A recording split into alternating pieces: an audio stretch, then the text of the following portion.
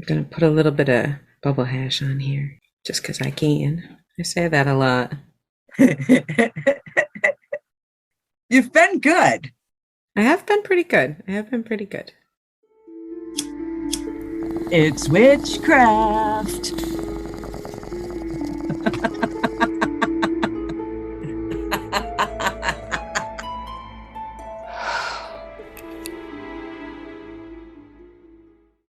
I don't have an intro written down, so let's see if I can wing one. Hey, it's 4:20 a.m. Hi, and welcome to the Stoned Witches Hour. On this podcast, two best friends on opposite coasts of the United States swap. Stuff like ghost stories and hauntings and like paranormal and like true crime and like cryptids, like that kind of stuff. A little witchy, a little weed. That's the stuff. Let's see here. Welcome to episode 31 of the Stoned Witches Hour. Representing the West Coast and all things weedy and witchy, I'm Laylla. And on the East Coast, which is the best coast, this is Chelle, and I'm high, and I'm witchy, and I'm glad to be here. I'm glad you're here too. I've been missing you lately, and I've been very much looking forward to coming out there in a little bit. You need to get your ass out here, woman. I do. And our listeners want you to get out here so that we can do our spooky October episodes. Those on location. First of all, Salem, Massachusetts in the fall. How fucking cool is that going to be? I mean, you know, you live there, but that's just my life. Yeah, you're like, oh yeah, that's just my witchy, awesome, fabulous, magical life. Just my life, man. It's amazing. It's amazing. So cool that you ended up there. Would you ever have thought that back? Absolutely not. Absolutely not. Have we been there together? Have we ever been in Salem together? We have not. That's so weird. We have both been there separately, but never together. Yeah, I had only been here one time ever in my life prior to being here now. And that was just within the last 8-9 years. So yeah, no, we have never done this together. I cannot wait. Our first time together in Salem, and it's going to be for our Halloween episodes, and we are going to visit. I mean, when we had our planning session and we were talking about these episodes, I cannot freaking wait. These are some of the coolest places, some of the most historical places. I just can't wait. I walk past these places on my lunch break from work. I'm so jealous. Same old. So jealous. Just because I live down the street from Angelina Jolie is not quite as cool as living in the same city where Hocus Pocus 2 was just filmed. You know, there's a funny little thing for all you listeners out there who love Hocus Pocus. It was not ever filmed in Salem, Massachusetts. It was filmed in Rhode Island. Boom, I just bursted the bubble. I'd swear I heard they were filming in Bull crap. They filmed that shit in Rhode Island. They were never ever in Salem. I'm telling you. I'm shocked. I'm flabbergasted. I feel so disillusioned. I'm still going to watch it and I'm still probably going to love it. So don't care that much, but wow, I didn't know that. And as my sweet love just wanted to point out to all of our listeners, there were scenes in Hocus Pocus 1 that were filmed in outside buildings. None of the actors were here, but outside buildings were filmed in Salem for the first one 20 whatever years ago. That is not the case for Hocus Pocus 2. Not one iota of a second of Hocus Pocus 2 was filmed in Salem. Not a millisecond. I'm kind of disappointed, to be honest. I love Hocus Pocus. They did film outside the Ropes Mansion and, you know, the house on Ocean Avenue and all that for the first one. But everything for the second movie, not filmed here. I'm so sad. I'm so sad. And, you know, we've actually talked about a very famous pop culture witch here in Salem, Bora Snaggletooth the 13th. Shout out to Bora. Anybody who listens to Salem, the podcast, listen to them. Very cool podcast. They actually recently talked to Bora. Bora was an extra in Hocus Pocus 2 and talks about how it was filmed in Rhode Island as well. Fantastic. I cannot wait to see Bora in Hocus Pocus 2. I don't know if you follow his Instagram, but they're on Instagram and you can see all the wonderful things that they get up to. Love Bora. Love Salem. Cannot wait. I'm going to have to listen to Salem, the podcast.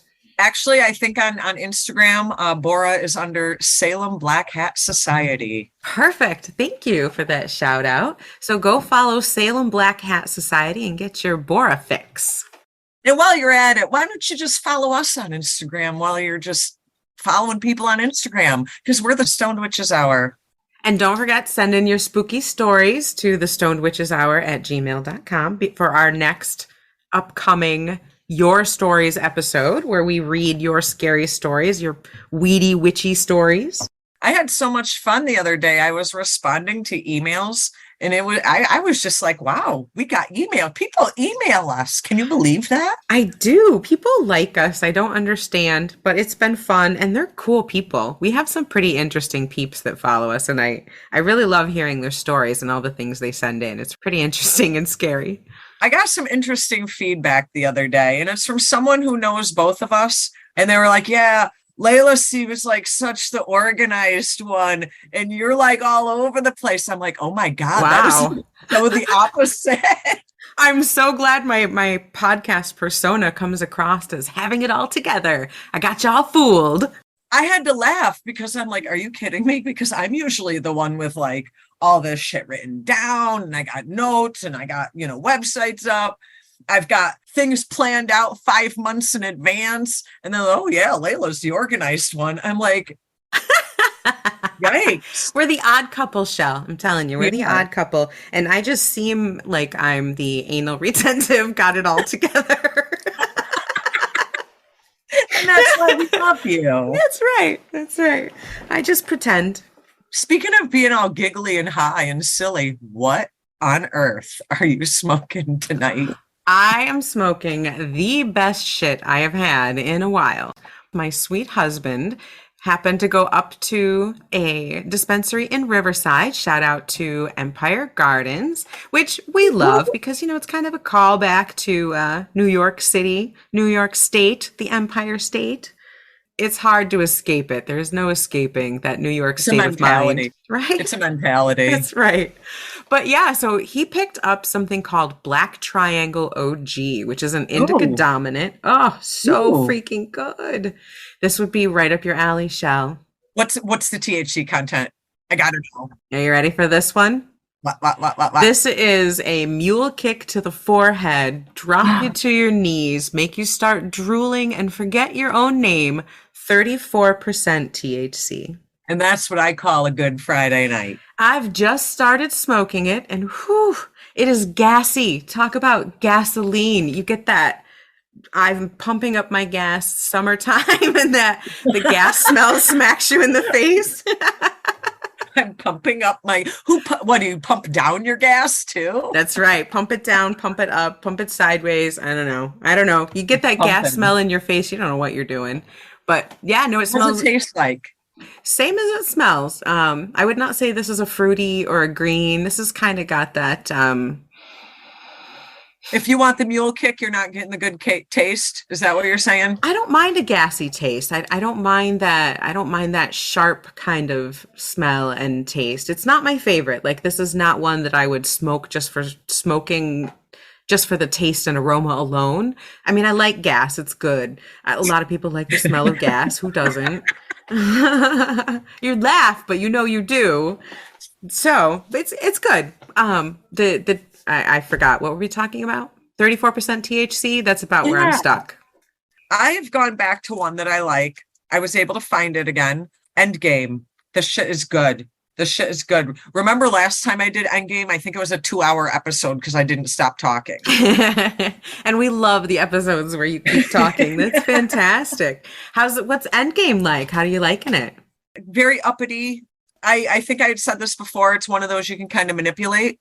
So I'm kind of manipulating it into the uppy fashion. But once we end here and are done for the night, I will probably smoke a whole bunch more and kind of gear more towards melting to my bed. Nice. That sounds really good. And I think that's, as the episode goes on, I know I'm going to get more and more high because I can feel it already cocooning my body in joy and bliss. I'm melting. I know how you are, so I do have to ask, is this being topped off with any bubble hash or no? Maybe. Maybe it's possible. You know, you'd think with a 34% THC that I would not. Go big or But go home. Go big or go home. hey, you know, it's a good night. I'm happy. It's yeah, there's a little awesome sauce on the top. Yes. You know me so well. Oh boy. You know, it's sometimes it's hard to switch from giggly to like paranormal true crime. Tonight, Shell, I'm okay. Actually, you sober me right the fuck up because Shit. you just, Shit. I know, I'll smoke another bong after this, but you just reminded me the topic. I'm not going to get into it yet, but I am going to put a disclaimer out there while we're at the beginning. I am doing true crime this evening, and this one's a tough one. This one's really rough. So I'm going to tell you What's right up? now. I'm going to talk about a sexual deviant who's a killer and who's also killed children. Oh. So this is a tough one. There's a lot to this episode. So I'm going to tell you right now, you do need a loved one. You do need the higher THC weed and be in a comfy space if you're going to listen to this episode for real, because it's a rough one. And as it could be a total trigger warning for some folks, if you have trauma issues related to those topics, we would not be upset at all if you skip this episode. Yep, absolutely. Skip this one. You know, find another episode. We've got a lot. We've got a lot that are interesting. We do talk about some heavy topics and we try to respect them as best we can. And we try to lighten it up and make it a little more palatable as best we can. But sometimes you can't, there's no lightening up to it to some things. No. And I'm not going to sugarcoat something that's serious just for the sake of a laugh. So, but yeah, skip this one if you need to. It's a tough one. Otherwise, buckle up, bitches, because it's going to get absolutely scary. I'm going to talk about a haunted bridge, little less deep. Sounds very interesting, though. I love me a good haunted bridge. A covered bridge, even better. Ooh, now those have gotten quite the reputation. I wasn't there a movie or something that kind of catapulted covered bridges into, I don't remember, Bridges of Madison County? I don't know. It could be. Maybe. I don't know. But covered bridges are cool. Covered bridges are super, super cool. But before we jumped into the covered bridges and the true crime and the ghosties and the horrible people of the world, I did want to kind of talk about some witchy stuff first. Yes, definitely. I mean, with Salem. I'm so ready to go see you. I'm so ready. With Samhain and Salem right around the corner, I am so into the witchy things. We mentioned last episode that we've both kind of been getting back into our witchy magical groove this year, and I really do feel like it's kind of ramping up. I kind of feel that energy now as the seasons are just starting to think about changing. You know, that kind of brings up something I wanted to just briefly discuss tonight. Obviously, we could do like 8 full podcasts on this one topic. Let's talk about covens versus solitaires, because, you know, witchcraft, paganism, Wicca, the whole kit and caboodle, it's exploding. Every day that goes by, it's blowing up even more, it seems. And there are people everywhere. There are Facebook groups everywhere, Instagram pages everywhere about all of these topics. Some people feel like you're not a witch if you're in a coven. Some people feel like if you tell anybody and get in a coven, you're going to burn at the stake. Like, let's chat about coven versus solitaire, and maybe we can touch on how we've faded in and out of both of those realms throughout our times. You actually, when you said that, oh fuck, I'm high. You said, I have said that. People's perceptions about coven versus solitaire, and that triggered a memory. Do you remember, or were you ever subjected to people telling you that you couldn't be a witch unless you were initiated by a coven or initiated by another witch? Yes. And people believe that. And people did. I think that was kind of perpetuated by like the Gardnerian tradition, where they would have a man initiated a woman and a woman would initiate a man. Big sex pervert. Let's not go there. But there's things to that. I'm not going to knock that type of tradition because it is definitely valid. But that's not the only tradition. It's not the only tradition. Exactly. And that's what we talked about before. One of the things that you and I were both attracted to in this religion is that we can express ourselves in multiple ways. And Now, I am as white can be. I have zero history, I'm not Celtic. I'm not a Viking. I'm not a hereditary witch. I'm pretty much a mutt. I have no You're idea. Layla. That's right. I'm Layla. I have no ancestry to fall back on. And I have started actually getting into working with my personal ancestors, but I don't really have like a claim to any particular type of religion, but I do like them all. I do like studying them. I like learning about them. I'm interested in them. And I think that being able to do that, being able to search and to admire and to honor all these different traditions is one thing that we really enjoyed. But and I totally agree with you, but there's also the perspective of sometimes it's nicer to just do some of these things with other people. It's almost like some people find it more validating. Somehow it's a crock of shit if you're doing it by yourself, but all of a sudden it means something if you're with a group of people. And then there's also that myth that it has to be a coven of 13. Like, who came up with that? We could do a whole episode on the weird different myths that we have heard coming up through this. But yeah, the idea that you have to be initiated by another witch is bunk. I think pretty much if you ask almost any witch, I'm not going to say all because we are pretty varied, but if you ask any witch, how do you become a witch? They're going to tell you, say you're one. Yeah. If you want to be a witch, say you're a witch. Repeat after me. I am a witch. I am a witch. There you go. But now I was actually formally initiated, and it was this wonderful thing.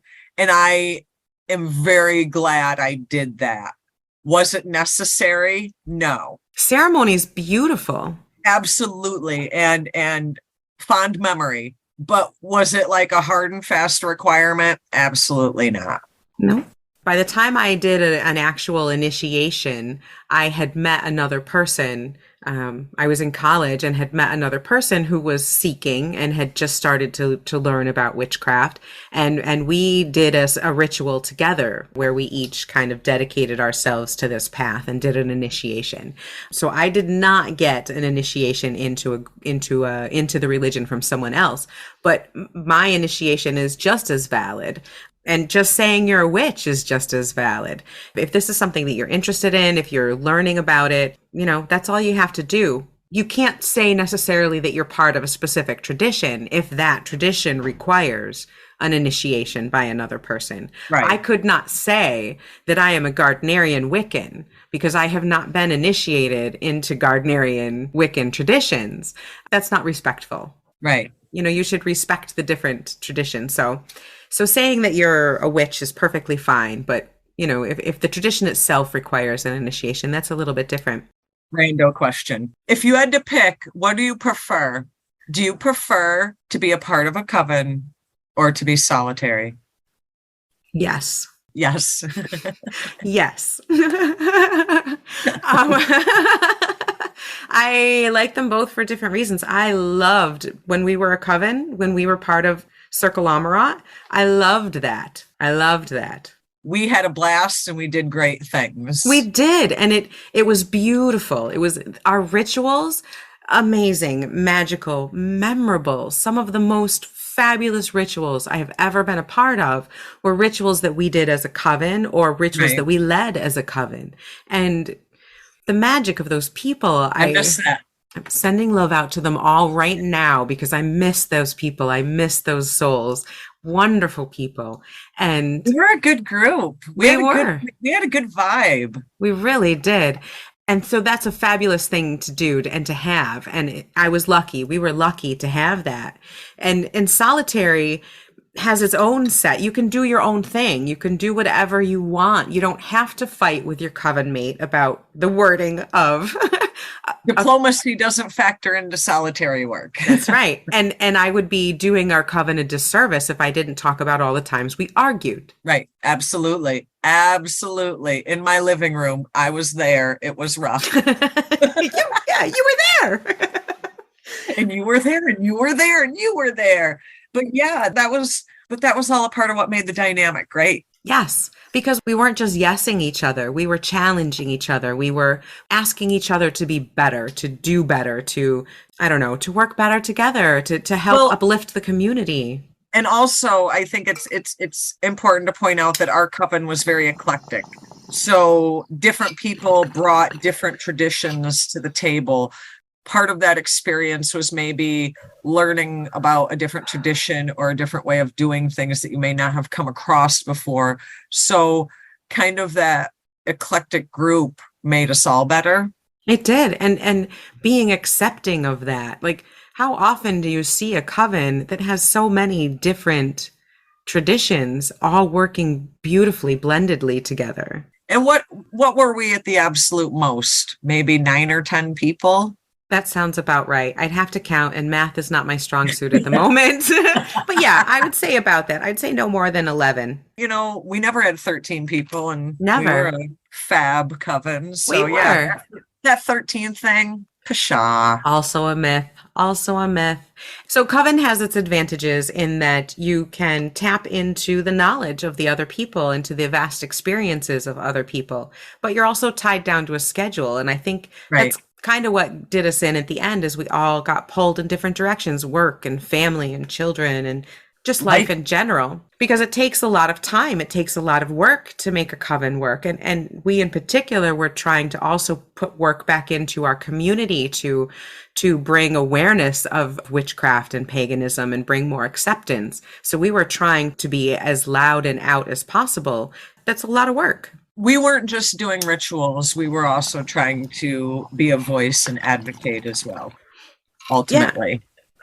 And researching for speaking engagements, going to different festivals to present, that takes a lot. And we worked together. We all worked beautifully together through all of it. And I like to think that we would still, if we got together, oh God, wouldn't that be so freaking, would that not be amazing if we all got together? An Amarat reunion. Oh, Amarat reunion. Oh, your voice to the goddess's ears.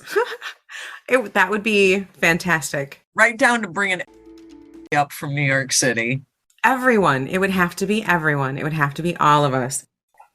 Now, interesting point I would like to point out. You would think you moved to Salem, Massachusetts, home of all the witches of the world. You'd think you'd come here and that you would just infiltrate yourself into something. Yes. I was totally expected a coven to steal you away from me. That's a myth. You're not doing ritual every day on your lunch break?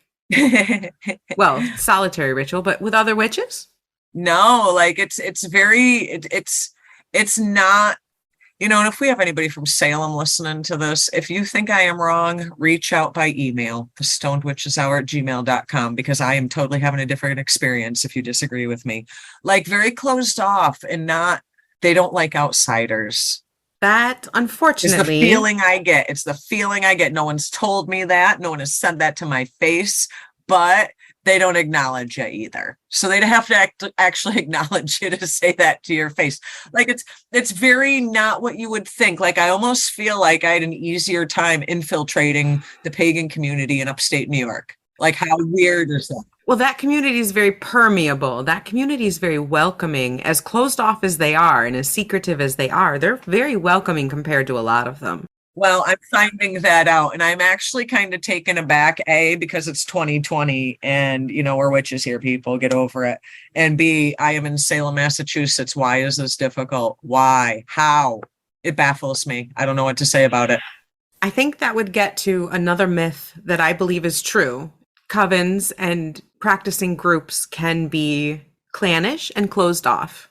And I think that's mostly true. Generally, I do find that to be true. And that can be for a lot of different reasons. And first and foremost is protection. I think around here, it's a lot of, if any of you out there live in a tourist town, no matter what your tourism is, like tourists, for the love of God, like I feel bad because I was a tourist at one point. Now that I'm not, well, I'm sorry to every place I've ever been a tourist. I'm sorry. And I think that maybe some of the closed offness is because of the tourism. Yeah, they have to protect themselves because Anybody can be in town for a few months renting an Airbnb or whatever. Right, right. And now you get some wannabe joining your coven that's not going to be there forever, might not have the best intentions. I imagine that they've had bad experiences in the past. So protection is probably. And also, I'm in the situation I'm in. How many people, not that that's why I came here, absolutely not. But how many You followed your heart. I did. But how many people just random move to Salem, Massachusetts? A lot more than you'd think. So even because you've just moved here from another area doesn't necessarily make them accepting of you either. Right. It's probably one of those places where, kind of locals trump all. So, Lori Cabot, if you and any of your people are out there listening, I am waiting. Email me. I will show up tomorrow. Let's do this. I'll do basic spell work. I'll grind herbs. I'll chalk outlines. I'll write sigils. For real. I'm there. Call me. Let's do this. I'll do your basic hexes. I'll do your little love spells. Just let me in the door. Right. But we had our coven for a bunch of years and we did a lot of stuff, but we've kind of after that dissolved, we've probably maybe the better part of 10 years neither of us have been a part of a coven. No, not at all. It's kind of shocking considering the past. And just like after a while, some of the dynamics of a coven started to get old, the dynamics of being a solitaire gets old. You know what I'm saying? Being a solitaire is the biggest benefit is flexibility. I can do ritual anytime that I think of it. I don't have to. It also can be boring as fuck. Yes. Solitary is flexible, and that's great in the beginning. But yeah, it does get old. It's just me coming up with rituals. You and I. Can I just say that we're badass witches together. No one can write rituals and spells like we do. I'm sure other good people are out there, and I am not just down on other people, but you and I are like a step above.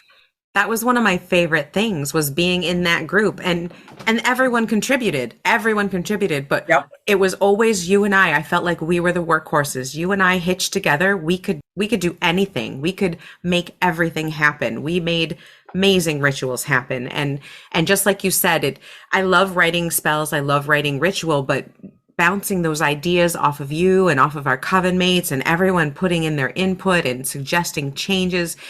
We wrote some of the most powerful rituals and incantations. It's almost like when we do it individually, it's kind of bland, but when we would do it as a group, it just like exploded into its own whole life. Yeah, it adds so much richness and dimensionality to it when you have other people to do it with.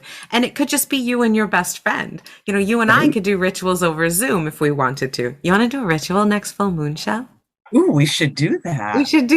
That would be so great. Let's do that. But yeah, people can do that. You don't have to do it by yourself. But I love both. They both have things that are good. But I definitely would have to say that maybe we can manifest finding like-minded people, other witches who smoke weed, other, ent type people who also like to do magic and celebrate the earth and the goddess and the full moon and ourselves. And hopefully we can find that. Let's try it. We'll manifest it, Chelle. We'll do a little ritual on our next full moon and we'll see if we pull in some like-minded people, damn it. Where are the witches at? Email us. We have good weed. I grow good weed. Chelle packs good weed. We're fun. We like to hang out. We do fun. Good ritual. We do.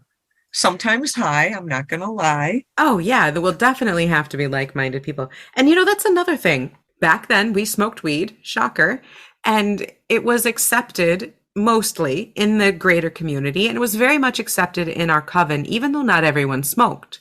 Right, not everyone did, but it was okay for those that did, and it was okay for those that didn't. So It was kind of, nobody really judged anybody on anything, and that's kind of also one of the great dynamics we had. That coven was beautiful to me because we came from all different walks of life. We had college students. You were a new parent at the time. I was just in a new relationship. We had people in all different places and like you said, from different traditions. And yet somehow the synergy of all that made a Worked really well. And I think that's my advice to someone. If you're looking for a coven, know them. Make one with your friends first. Absolutely, that's a good idea. But understand there's going to be fights, there's going to be arguments, and try to work with that. There's going to have to be compromise. Lots of compromise. But if you're finding a coven of people that you don't know, do a couple rituals with them first. Talk to them, have some, hang out, have some coffee, have some tea, smoke some weed if you're lucky enough. And, see where they're at, see where their traditions are at, and see how it feels for you. Are they people that you would choose to be your friend? If you wouldn't be friends with these people, you probably shouldn't be doing magic with these people. Right. Would you hang out with them outside of ritual? Right. You definitely want people that you can work well with, that you can talk to, that you can, like you said, because compromise is going to be a huge thing. So you have to have that baseline relationship. I think that one of the biggest things that I'm having a problem with in my new environment, not that it's new, I've been here 2 years, and I think a lot of people, especially when you're in a smaller city, in a smaller town, or even a smaller country, just getting people to just want to have that cup of coffee or want to allow you to go to that ritual, that are willing to give you the date and the time and the location. That initial connection, I think, is the hardest. Well, I think you touched on something inadvertently, Chelle. The last 2 years. We're in 2022. 2 years ago was 20 fucking 20. Hey, we're having a virus. Can I join a coven? Right. This I guess world, I didn't think about it that way. It's not just that. It's like right now, that even 2 years later, the world is a fundamentally different place. People interact differently. We are not as keen, some of us, to jump right into a stranger's house and 12 other people for the coven, right? And so people are a little more leery, I think. But I also feel like people are craving connection. So it's this really strange, I want this and yet I'm pushing it away kind of feeling. I don't. Very much so. And I don't know, maybe Zoom, like we do our podcast, maybe some type of virtual thing is the way to do it. I don't know, but I want festivals so much. I want community. I'd love a coven. Shit, if you and I could have a coven together again, that would be the best. All right. So we need to get you up to Salem in October and hunt down a public ritual on Samhain here in Salem. Damn it. Ooh, I like that. So one place that I've looked for pagans and is Meetup, and I haven't really had too much terrible luck with it. How did we find the BPC? I think I stumbled into a group of people in college, and I don't know if that doesn't happen again. I don't know. Actually, screwed it for everyone. How I got into that group was my ex-husband worked at a retail location, and someone that was a part of community came in, got chatty. Next thing you know, we're invited to a ritual. So yeah, it wasn't something, that connection kind of just happened.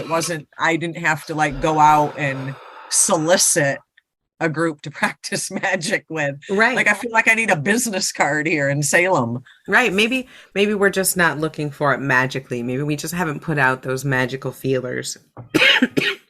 I'm not sure.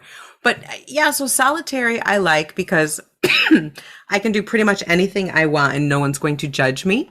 True. I can draw my circle in my backyard or wherever I happen to be, and I can go skyclad, which is totally naked, and I don't have to worry about anybody at all. But in the same respect, you can also do it in your sweatpants and your pajama shirt, and no one cares because you're a solitaire. Mm-hmm.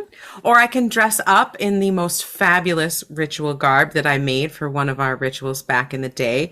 Head to toe, cool dress and headdress and the jewelry, and have the wand and the staff and look like some sort of green goddess motherfucker right out of the woods and feel fabulous. And I can do whatever I want. And I like that. So, I guess the moral of the story is both are good. They both have their great points. They both have their downsides. the best I can hope for any witch out there is that you get to experience both sides of that coin, being in a coven and being a solitaire, because they are both very valuable experiences. And I didn't even realize, I guess I didn't love our local community enough. I should have loved them more.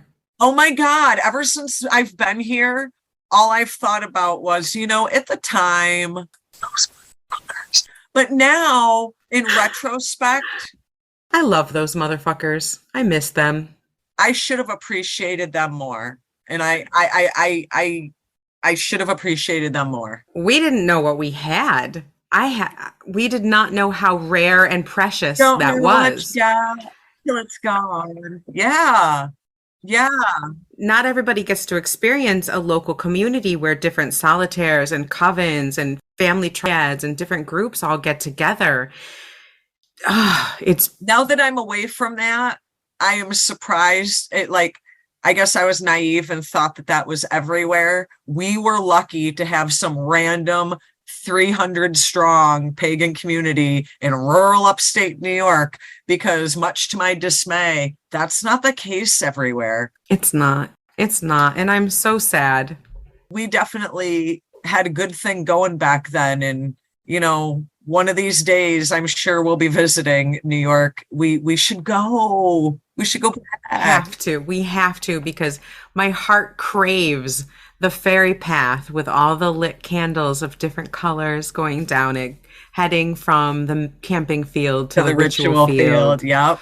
And the Amra Enclave. That's where right. where the labyrinth is now. Yeah. I miss that. And I definitely would like to go back for a visit, but that's not a long-term solution, as I'm hundreds of miles away and you're a couple thousand miles away. Yeah, so it would have to be a special case, but boy, I would love to do it. But yeah, I mean, it's definitely a struggle to try to infiltrate yourself. And I didn't realize that, unfortunately, until now. Who knew? 30 years later, now I'm having a problem infiltrating into the witch community. Yeah. Who'd have thunk? It sounds like we both very much, for the last couple of years, have been wanting that kind of connection. And it's been ramping up again, like we've said, the beginning of this year very heavily. And COVID kind of screwed us because, hey, let's get back into being public and community and doing things with other people. Hey, go lock yourself in your house for 2 years. Coincided. And so I guess that's Murphy's Law or karma or something. I don't know. I don't even know. But so yeah, that's kind of what I just wanted to chat briefly. I say briefly, here we are like a half hour later. But now I kind of want to talk about our stories, and I want to go first because I know that yours is more of a stressful story. Okay. So I want to talk about this Emily Bridge. It has a name, Emily. Yeah. Okay. Emily's Covered Bridge in Stowe, Vermont. So I decided I do a lot in Massachusetts and New York. So I randomly picked Vermont and found this place. It's one of those old wooden covered bridges. You know what I'm talking about? Yeah, the ones that are super common up in the New England area. Yeah. They're totally famous in New England. Oh, they're super aesthetic. They're beautiful. They are, but Emily's Bridge has more mystery than charm. Ooh. I find mystery charming, but hey, that's just me. I think this black triangle OG is trying to kill me. It's trying to hurt me, Chelle. Love the black triangle. I do. I love this black triangle. It's such good shit. So you're saying Covered Emily Bridge is full of mystery? It's full of mystery. Love me a good mystery. It definitely is. And this was built in 1844. Going back to my original theory for like the last 10 episodes, like what is with freaking ghosts in the 1800s? They seem to be everywhere. Maybe it was the spiritualist movement. Maybe all these mediums running around were calling spirits willy-nilly, and I don't know. Damn you, Lilydale. Damn you. When was Lilydale founded? We need to do a trip to Lilydale. Oh my God. Different episode, people. Okay, different episode. For my birthday! Different episode, people. Okay, sorry. I'm so fucking high. Go on. Emily Bridge, mystery. Not my birthday, not Lilydale. Gotcha. Spirits, 1839. Go. 1844. Oh shit, 1844. I thought I was doing so good. I'm like, I got this. I'm high, but I know it's 1839. And you're like, no, 1844. Fuck. So 50-foot wooden covered bridge. Okay. Okay. Now, of course, there was a young woman named Emily. Emily, because it's her bridge. It's her bridge. So this bridge was still fairly new, apparently around the 1844 time period. See, and this is what I don't understand, and this is what I hate sometimes about history, because I read a few stories that said specifically around 1844 when the bridge was built, like right down to it tells you that the wood was still new, smelled of fresh pine, creaked when the horse-drawn wagons crossed it.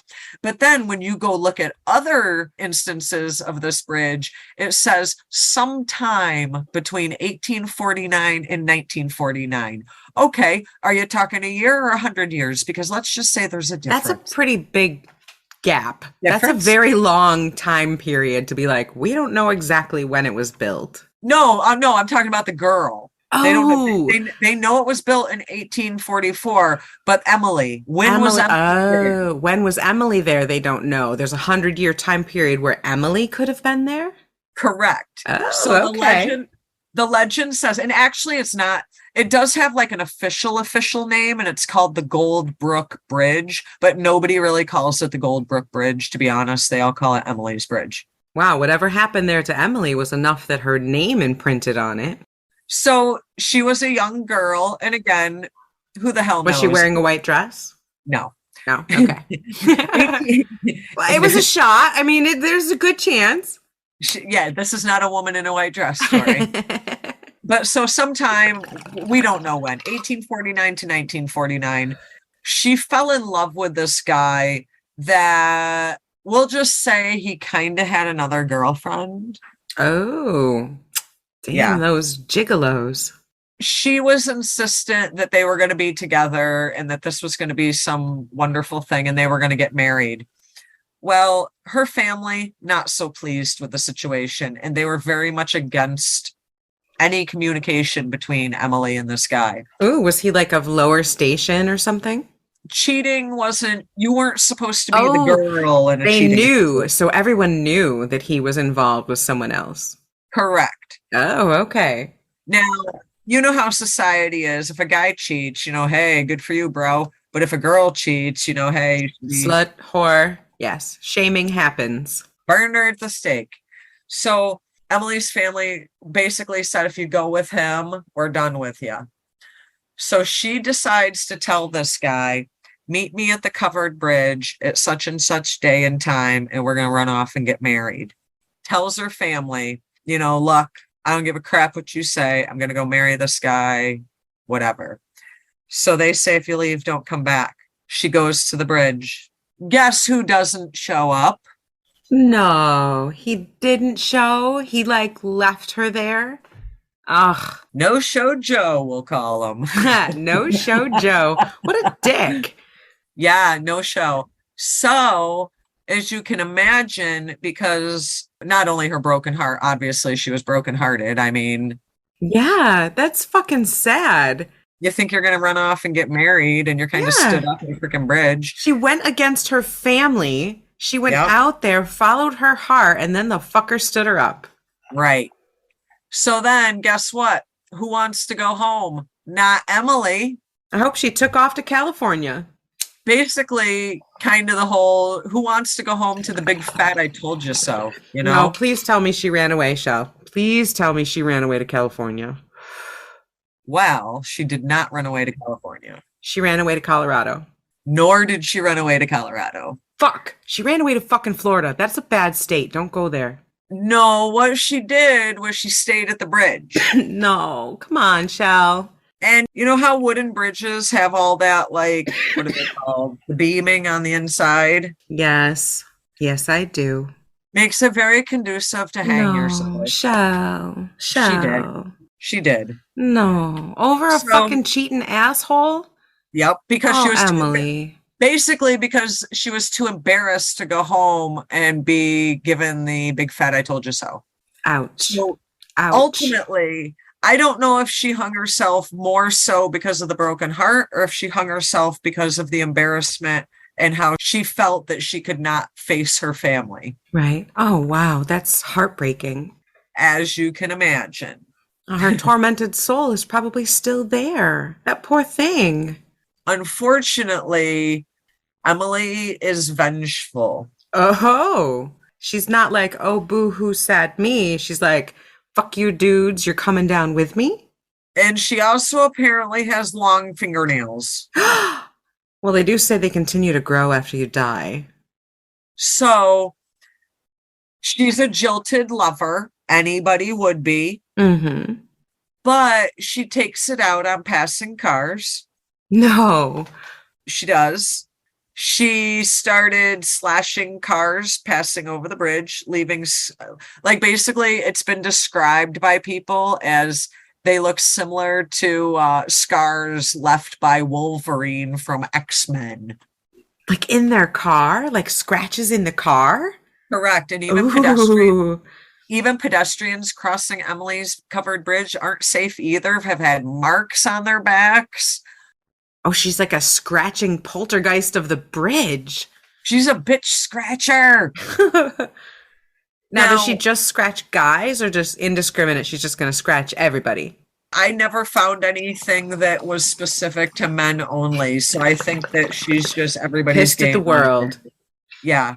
Now, these sightings started getting recorded in the 60s, and I'm wondering if that's why they're putting the time frame anywhere from 1849 to 1949 that she died, because the sightings started getting marked in newspapers and such in like the late 60s. Now, is there any obituary? That's a time when there should have been like an obituary or a story done on it, I would think. Now, there's been a problem finding something under the name Emily, but they were able to find someone under the name of Emilia, and they think that Emilia could potentially be Emily. That would make sense.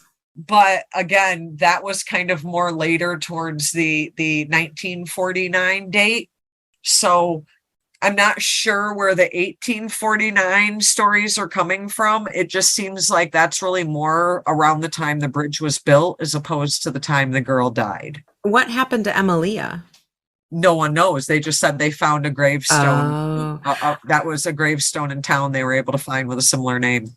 I wonder, given the nature of the story, I suppose it's possible that if she had killed herself maybe closer to the beginning of that 100-year span, that there'd be no documentation of that. Right. There might not be any documentation, especially if her family was shitty enough that she'd rather kill herself than face them. Then, suicides weren't allowed to be buried on hallowed ground. They would go to, I don't know what they did with them, but I know they weren't allowed to be buried at the church, and people were pretty religious at that time. So it's possible she went to an unmarked grave. It's also possible that the family just didn't want anything mentioned because it's shameful. She wanted a guy who was engaged or with another woman, and she ran away from her family, and then she committed suicide. So it's possible the family tried to bury it as much as possible. So, there are people who try to debunk it by saying that they can't find evidence showing anyone died at the bridge by that name. But again, it depends on what part of that 100-year span you're talking about. If it was in, 1949, yeah, you'd find a record. If it was in 1850, you're probably not going to find a record. You know what I'm saying? So Right. I mean, there should be a record even in 1850, but I can see scenarios where there wouldn't be one. I want to read an excerpt to you from someone who had a personal experience here. Okay. Grab your blankie. Oh boy. Okay, hold on. This is my bong, which is blanky enough. Go for it. Clutch the bong. The pitch black darkness smothered me. The rushing water of Gold Brook 10 feet below me echoed against the wooden walls of the roof of the Gold Brook covered bridge in Stowe, Vermont. It filled my ears so that I could hear nothing but the vicious rush of water over the rock in the reverberating off the old wooden walls. But I could feel, and what I felt was the slightest sensation of something just barely brushing up against my left arm, just barely. I was the only one of my team inside what the locals call Emily's Bridge, probably the most haunted place in Vermont. I had taken over the bridge shift, and someone else that was there prior to me also reported being lightly touched by something. So there are two people that were there within the last 10 or so years. They actually happen to be ghost hunters, by the way. Wow.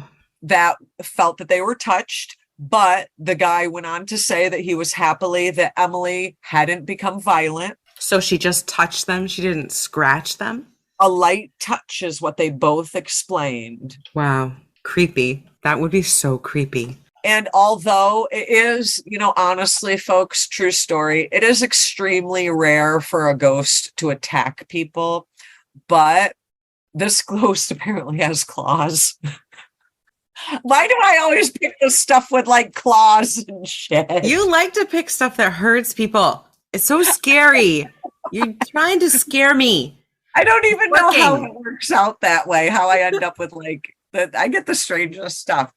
I got the creeps when you said that one investigator went in by himself. I don't know if I would go in by myself. That sounds really fucking spooky. But then he finished it by saying he went back in towards the edge of the water on the bridge and again felt a slight sensation of something brushing up against the edge of his coat. He spun around, and through the pinkish purple hue of his screen, he actually saw something. He saw it in the camera, but not with his natural eye. So he turns around with his natural eye. He's on the bridge alone. When he replays the camera, there are orbs in there. I know you're loving a good orb story. I do. There's orbs all around him. Yeah. So, that's great. I got to find this photo. And then he ends it with, I looked at my watch and it was 1 a.m. And according to legend, Emily died around that time, supposedly 150 years prior. Oh. Well, they know the time she died, but they can't find her fucking headstone. I don't know. Here's the thing, and this is where I think sometimes local legends make stuff up. No, say it's not show. You don't know who it was. You don't know if it was between 100-year span, but you sure as shit know she died at 1 o'clock in the morning. Like, what's going on here? I call shenanigans. I have got the best continuation of this. Oh, good. It's been awesome so far. Tell me more. You're going to love this. So there was a paranormal group there way back in, I think this was mid-70s. And at that point, it was still called the Goldbrook Bridge. Okay. So they go there with a Ouija board. No, you've said, why don't they not listen to you, Chelle? They should know, even from the 70s, they should know. Chelle says, fuck around and find out, man. Fuck around with a Ouija board and find out. You always do. They did, didn't they? Okay. They did. I got fucking A. What happened? But, in the 70s, Ouija boards were making their way back around into the social circles. So I'm not surprised. They actually reached out to a spirit via Ouija board and asked the spirit who were they and what were they doing there. And it was the spirit who told them their name was Emily and that it was called Emily's Bridge. Oh, okay. It sounds like the name Emily and Emily's Bridge actually came from a Ouija board. A 1970s group of people with a Ouija board on the bridge. Well, hey, I think that's pretty reliable. As far as ghost stuff goes, I'm down with that. I would listen to a Ouija board. Right. But people have reported orbs with their own visual eye. I'm not talking about cameras. They've noticed blurred spots in the trees surrounding the bridge. Like your eye goes blurry for a second. I want to go there. I want to take some pictures. We should go, Chelle. I love Vermont. Know, right? We should go to Vermont in the fall. How pretty would that be? And take orb photos at the pretty bridge. Oh my God, how pretty would that be? They've even seen faint images of a face or a woman's figure. Faint flashes of light in various areas of the bridge have also been reported. Oh, that's cool. That's fantastic. And then some things that we're well experienced with, equipment malfunctions, like a fully charged battery dead within a few minutes. Love those. Now, so what you're telling me here is like the Emily story is Okay, the Emily story has kind of a not so great lineage. It goes back to a Ouija board in the 70s, which, may or may not be truthful. Probably not.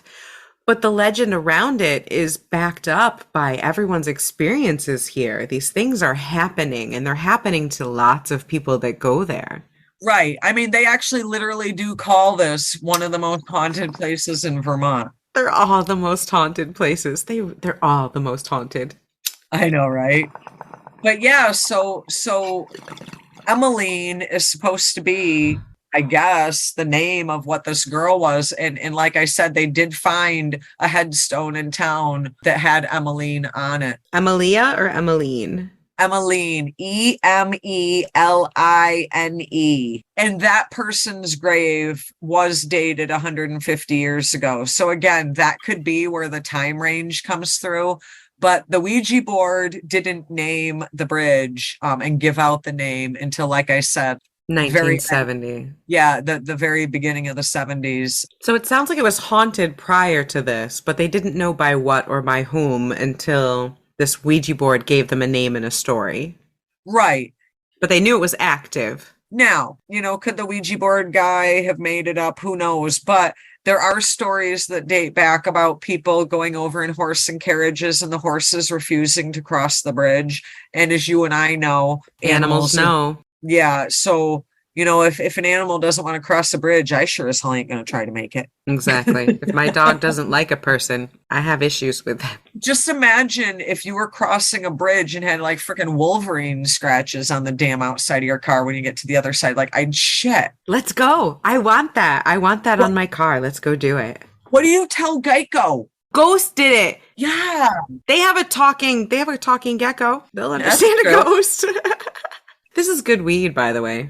Just saying. So I do believe it's haunted because there's been a lot of reports over the years, even before, again, the Ouija board incident in the 70s, that the horse and carriages having issues, people seeing orbs and the scrapes, feeling like nails are going over the roof of your car when you're driving through. That I all buy into. And the orb photos. I cannot wait to go. I have got to go there. That I all buy into. The story of Emily, I'm not 100% sure just because that particular part of it cannot be corroborated. Yeah, but the experiences Ouija boards lie. They lie. Yeah, and so the experiences, I believe, the backstory, I'm not so sure. Yeah, I like it. It's an interesting backstory. It fits in with a lot of typical local legends. It follows the same kind of pattern. So more than likely, it's not true. It's probably just something that whatever energy was in the Ouija board made up at the time. But the experiences are there. There's something there. But if you remember one of our original podcasts, I don't even remember which one, but it was somewhere between 1 and 5. Folks, go back and listen. Let us know. I did a cemetery, and I want to say it was like, I don't know, like in Utica or something in New York. And it was kind of the same thing. What is with a jilted lover hanging themselves and then scraping their ghosty body over cars? Right. Again, this follows like the Lady in White, which this isn't, but like that type of legend, this follows a similar pattern. Any town, particularly small towns in America, you can find these types of ghost stories and legends about local places. And a covered bridge is like one of the best spooky places. Right. It totally has that Sleepy Hollow vibe. Exactly. And if it's already one where paranormal things are happening for whatever reason, maybe it's over water, maybe it has some limestone there. So, maybe it's one of those energy places that seems to hold things. And so there's activity, there's orbs there. So some type of activity. Well, why do they have to scrape your car? Why do they have to scrape the car? I don't know, but I love that. I would love to go do an investigation there. This is one I want to go. I want to go. Well, I'll have to see how far away Stowe, Vermont is from Salem. It's probably pretty far. We'll have to check that out. Hey, Google, how long will it take to drive to Stowe, Vermont from Salem, Massachusetts? By car, the trip from Salem to Stowe is 3 hours and 22 minutes with light traffic. 3 hours and 22 minutes with light traffic. Oh, shit. That's how long it took us to get to Mount Washington Sunday. There you go. See, no problem. We can go. Yeah. So that would be fun. Let's do it. Okay, we probably won't, but sometime we should. But isn't it just weird? And this is one thing that I think is kind of interesting. You start looking into a lot of these ghost stories and paranormal stories like we've been doing for the last many months of this. And you start to see a lot of the same similar stories with just some of the fine details different and the locations different. Yeah, there's these areas that have paranormal activity, but to explain them, we've kind of fall into the pattern of these common archetypes that you'll see over and over Right. again. You know, I love it. I love to see the differences, and I love to hear the similarities. It's cool. I like it. I love these stories. As soon as I heard about her scraping the nails over the cars, all I could think about is one of those first couple episodes that we did. I believe it was a guy. Same thing. Was Yeah. hanging from a tree and was scraping cars. Oh, so scary. I talk a big game about how fun this would be, but All I could think of was Freddy Krueger. right, the second we hear those scrapes on the car when we're going under the bridge, I'd start screaming. Screaming like little girls. Screaming like little girls. And we better hope like fuck that you're not driving, because you have a lead foot and drive like a maniac. And so we would be out of there, man. 0 to 120 in 2 seconds, and we'd be gone. You need a NASCAR driver. I'm your girl. That's true. Maybe we do want you to be the driver. So you got us. I'll take the orb photos. You be the getaway driver. Right. That was always my lot in life. I am your getaway driver, man. Perfect. That's perfect. I believe there's paranormal activity going on. Like I said, I'm just not sold totally on the backstory. So that's my story, and I'm sticking to it with Emily's Bridge in Stowe, Vermont. I love it. That is a fabulous story, Chelle. All right. So before we get into my shitty story, I'm going to lighten the mood just a little bit because I'm really high. Can you see my eyes? They're like all glassy. No, I can't see your eyes. That's the problem. I know. So What eyes? All I see is forehead and nose. That's Your right. eyes are like little paper slits. and this big ass smile. So you are going to be so happy. Wait till you see what I got for Munchies, Chelle. Oh, no. Oh my God. Pretzel Crisps makes chocolate covered pretzel crisps. It's the dark chocolate pretzel crisp. We have not talked about pretzel crisps in like a coon's age. Okay? No, we haven't. A coon's age. What the fuck is a coon's age? Yeah, that's like such a New York thing. A coon's A age. coon's age. I don't even know what that Chocolate. means. What does that mean? I don't know. How long does a raccoon live? Oh, I don't know. Well, Okay, that's so a coon's long age. time, right? It's supposed Long to stand time. for like a long time. A long time, I guess. Chocolate covered. Oh my God. Did you get those at Target? I know why my cat is here. For This chocolate sounds covered pretzels. Oh, this sounds like the treats. treat bag. It sounds like treats. It's not the treat bag. Ta-da! I am so jealous of your chocolate covered pretzel crisps. Oh my god. I'm gonna So die. good. I am so jealous. These are amazing. So jealous. Chocolatey, salty, crunchy. Oh, fabulous. High person's dream come true. Oh yeah. Oh my gosh, yeah. It's all the flavors in one.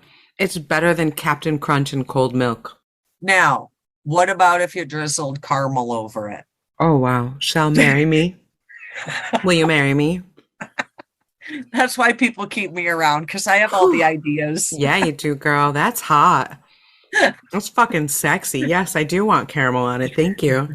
They sell it in squeezable things, and you can squeeze the caramel on the pretzel. Ooh. Caramel's so easy to make too. But yeah, this is good chocolate. I would say they use good chocolate. So there you go. Pretzel Crisp, sponsor us, man, because these are so good. I am off to Target tomorrow to find my ass some chocolate covered pretzel crisps. So good. I'm going to let you keep chewing, and I am going to re-disclaim your story before you start. So we do have Layla's going to give us a true crime story. We do have trigger warnings. This is definitely a sensitive topic. If you are sensitive to sexual assault or violence against children, this might not be the true crime story for you. If you are sensitive, we will not take it personally if you stop listening right now. Go ahead. Dip out. We do not mind. We will not take it personally. All good. So from this point on, you've been warned. All right, Layla, give us your damn true crime. Buckle up. Grab your weed for sure. Make sure you got your loved ones because we're diving in. Okay, so I am definitely smoking more pot and I'll probably take some weed breaks through this because this was a hard one to research. It was very interesting, but very fucking scary. So, you ready?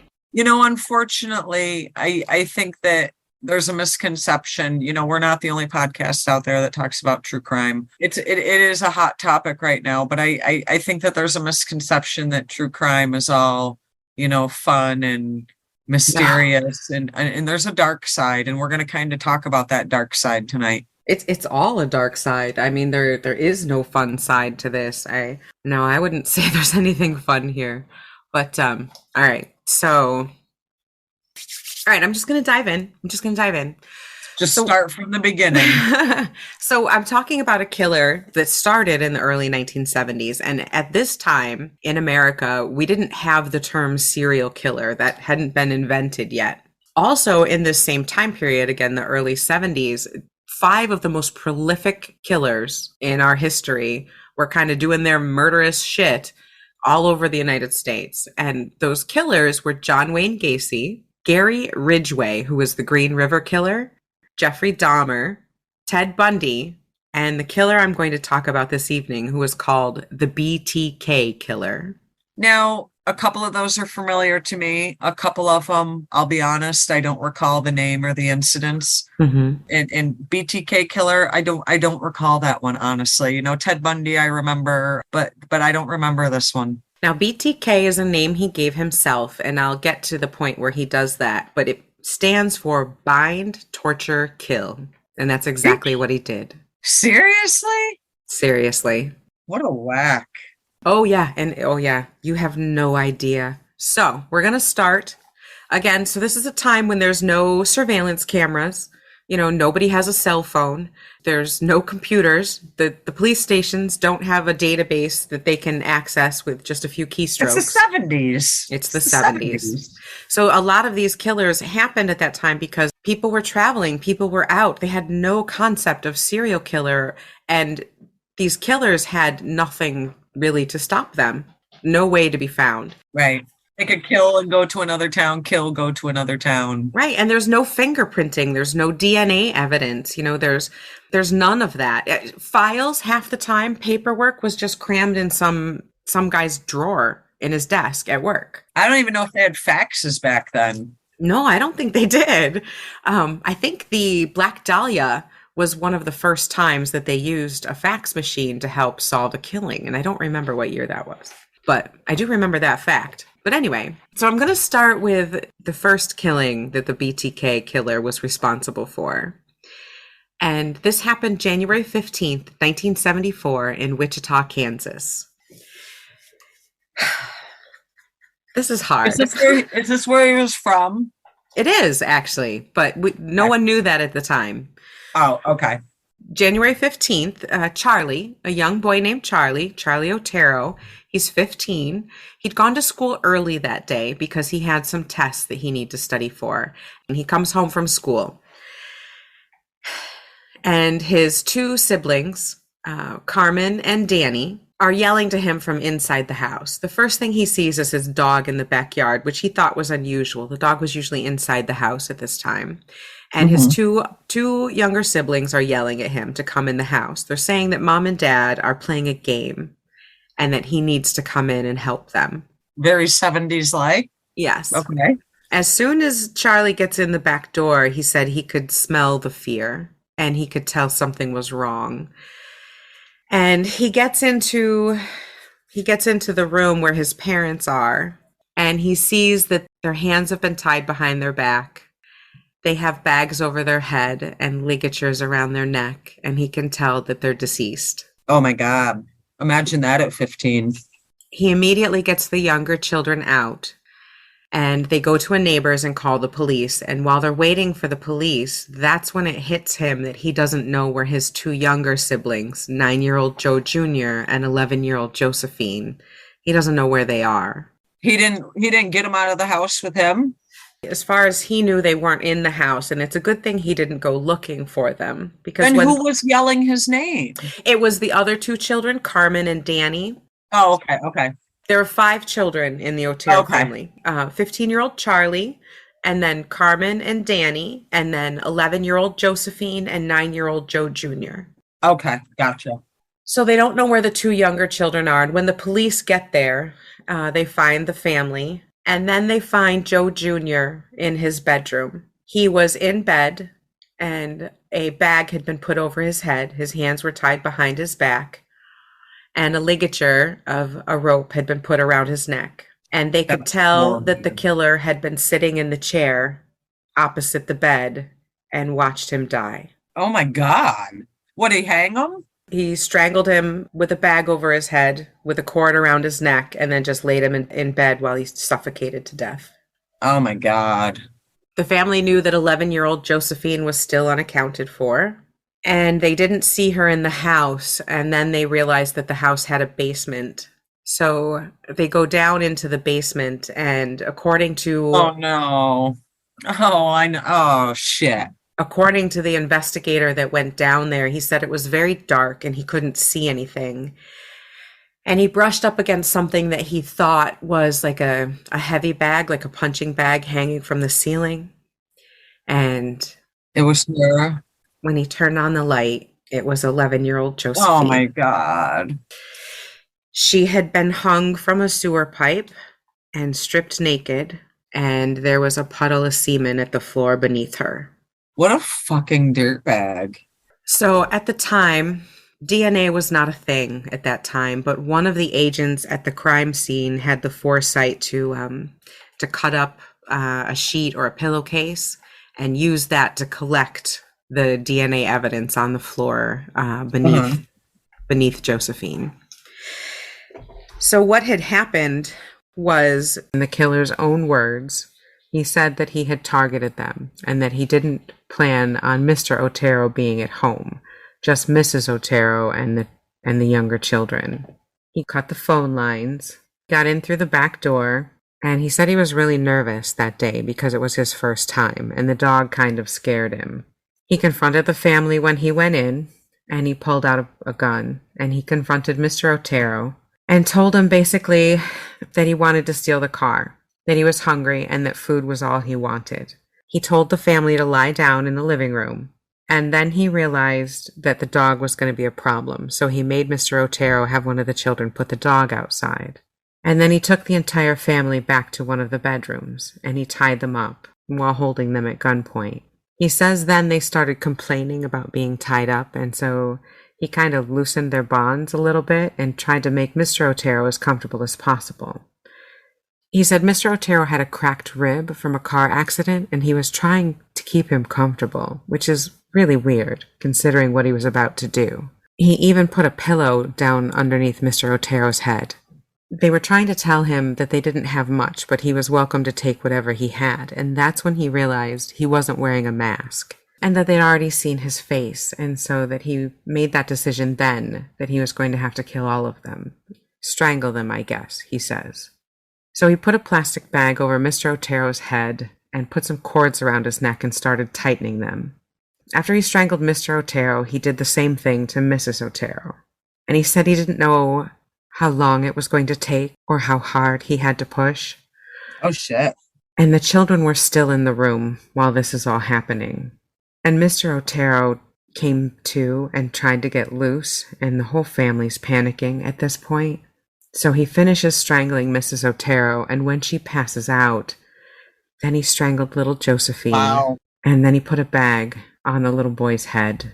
He said Mrs. Otero came to, and she was really upset.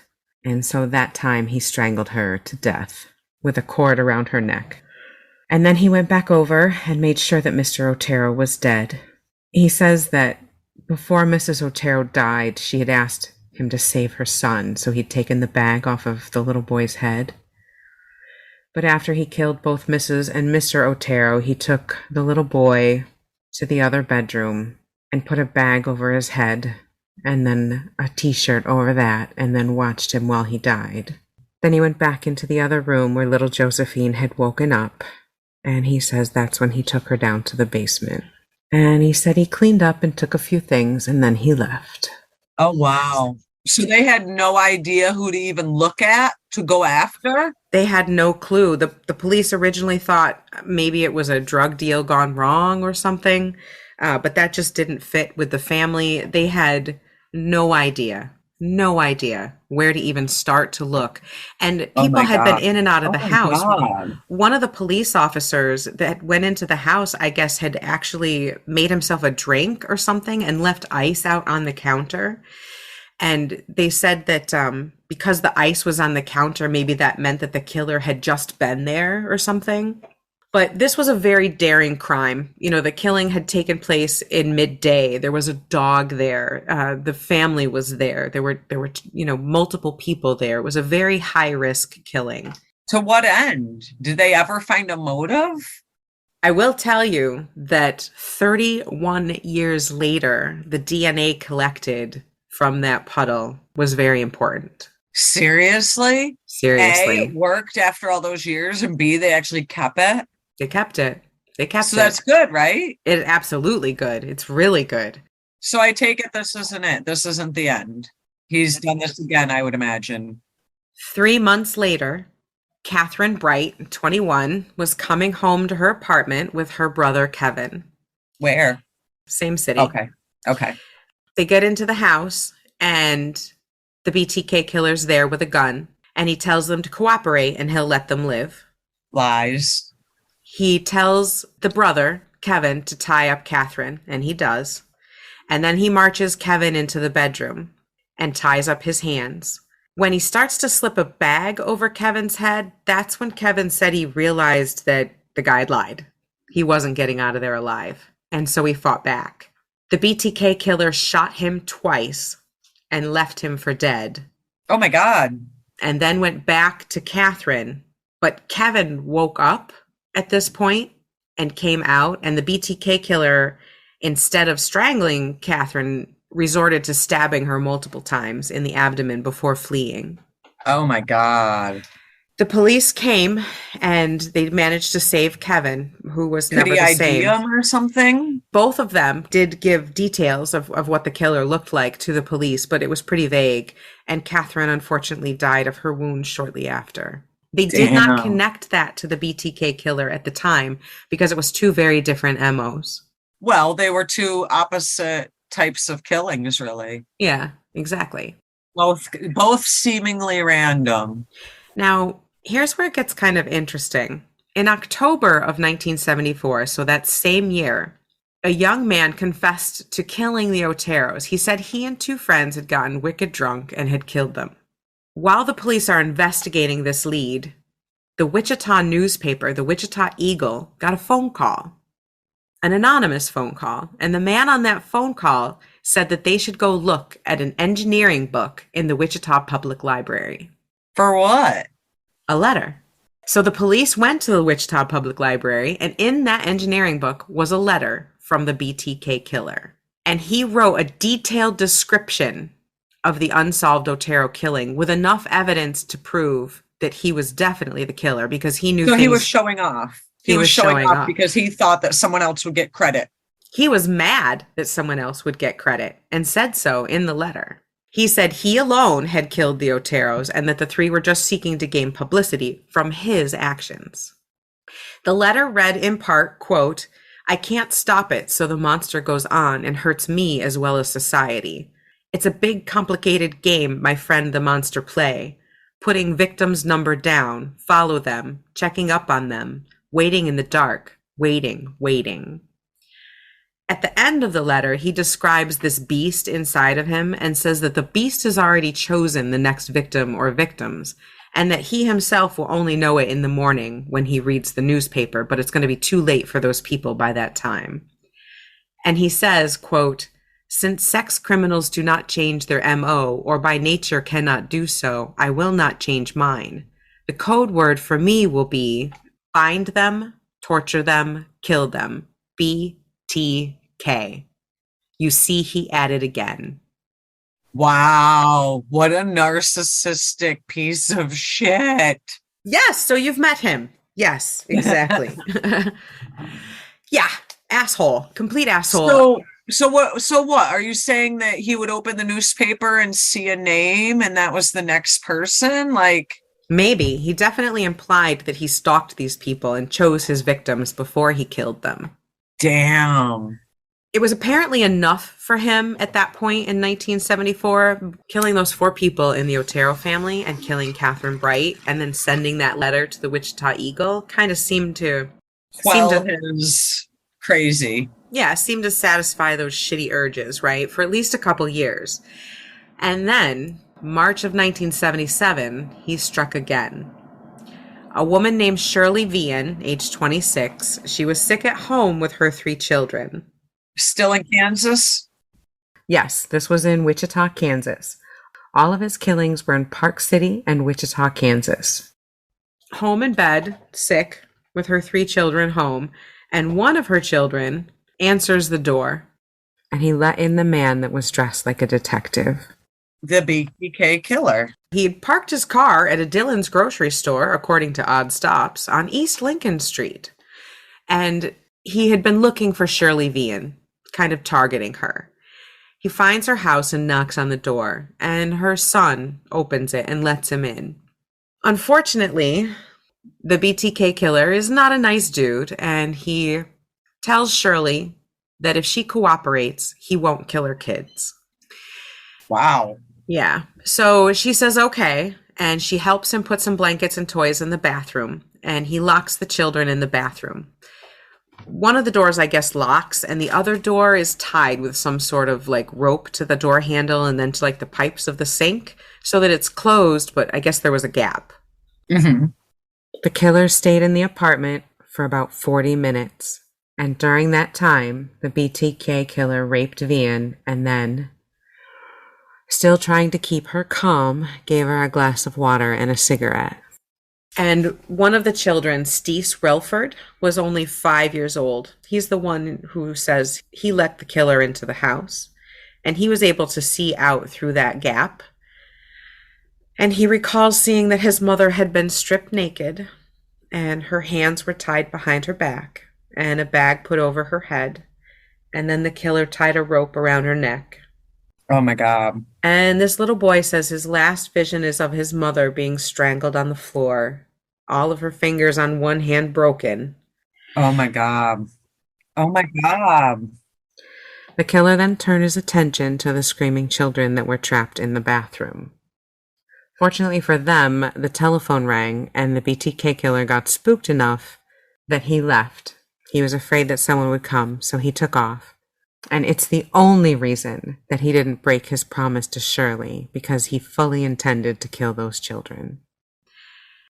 The children say that one of the brothers escaped through a window in the bathroom, but the other 2 kids couldn't fit. They did manage to break the door down, but by the time they did, their mother had died, and the killer had fled the scene. Then, in December of 1977, Nancy Fox, 25, she was found strangled and bound at her home. And this time, the killer called the police, called 911 the next day, and reported the killing himself. Why? Because nobody found out? Oh, good guess, Chelle. Very good. Nobody's really sure, but it's thought that maybe because this killing was a little different. I believe Nancy Fox was killed in the evening, and the other killings that had been attributed to him were all during the day. So this was like where he was veering off the norm? A little bit, yeah. Maybe he was just looking for more attention. Not that he shouldn't have stopped, but why did he stop for 2 years or 3 years, whatever it was? At the time, they didn't know. I take it you're going to get to that. Okay. Yeah. Just 1 month later, in January 31st, 1978, the killer reached out to the Wichita Eagle newspaper again. What a narcissist.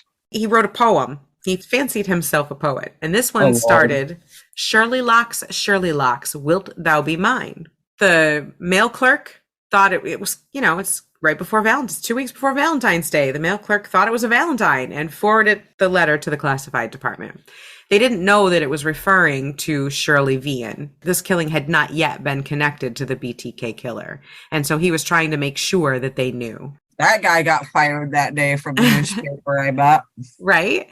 And then February 10th, 1978, this time the threat from the B.T.K. killer is made public because he writes another letter. And he wrote it to the Wichita a Wichita TV station, and he said, "How many people do I have to kill before I get my name in the paper or some national attention?"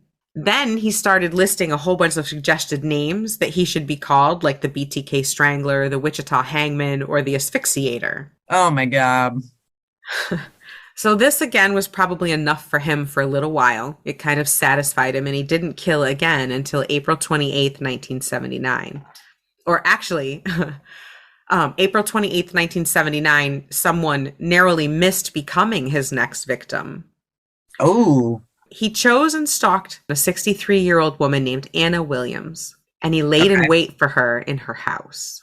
This is odd because weren't all the women really kind of younger? And They now were. It's an older one. They were 30s, 20s, and now a 63-year-old woman. I don't know if he really had a pattern or a type. He would just find someone, stalk them, and then try to kill them, I guess. Just random. So he's in Anna Williams' house waiting for her. But she was held up with friends and didn't get home until way later than she expected to. So the killer got bored, stole a few of her things, including a scarf, and left. Less than 2 months later, Anna Williams learned that she narrowly escaped death because she got a fucking letter from the B.T.K. killer, along with her scarf and a poem titled, "Oh, Anna, why didn't you appear?" And in the letter it says, "Be glad you weren't here, because I was." And it was from the fucking B.T.K. killer. Oh my God. Can you fucking imagine? Oh my God. I wouldn't go home. Right? I would move immediately. Immediately move. So she lived, thankfully, but his next victim was not so lucky. Maureen Hodge, 53, was found in May 1985.